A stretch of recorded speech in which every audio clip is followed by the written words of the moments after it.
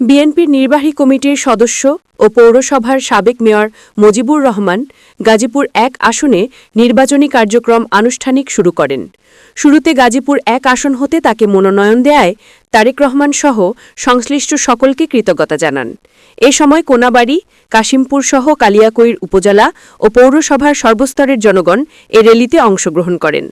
মঙ্গলবার দুপুরে কালিয়াকৈর পল্লী বিদ্যুৎ এলাকা থেকে বিশাল র্যালিটি শুরু হয়ে ঢাকা-টাঙ্গাইল মহাসড়ক অতিক্রম করে খাড়াজুড়া এলাকায় গিয়ে শেষ হয়।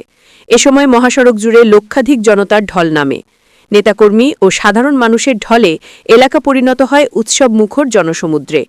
বিএনপি মনোনীত প্রার্থী, জাতীয় নির্বাহী কমিটির সদস্য ও কালিয়াকৈর পৌরসভার সাবেক মেয়র মোহাম্মদ মজিবুর রহমানের নেতৃত্বে অনুষ্ঠিত এ নির্বাচনী র্যালিতে উপস্থিত ছিলেন কেন্দ্রীয় কৃষক দলের সহসভাপতি ভিপি ইব্রাহিম খলিল, জেলা বিএনপির সাবেক সহসভাপতি শামসুল আলম সরকার, পৌর বিএনপির সাবেক সাধারণ সম্পাদক হাজী রিয়াজ উদ্দিন, পৌর বিএনপির সাবেক যুগ্ম সাধারণ সম্পাদক সায়েজ উদ্দিন আহমেদ, সাংগঠনিক সম্পাদক হারুনুর রশিদ, পৌর যুবদলের সদস্য সচিব আমজাদ হোসেন সহ উপজেলা ও পৌর বিএনপির অঙ্গ ও সহযোগী সংগঠনের নেতাকর্মীরা।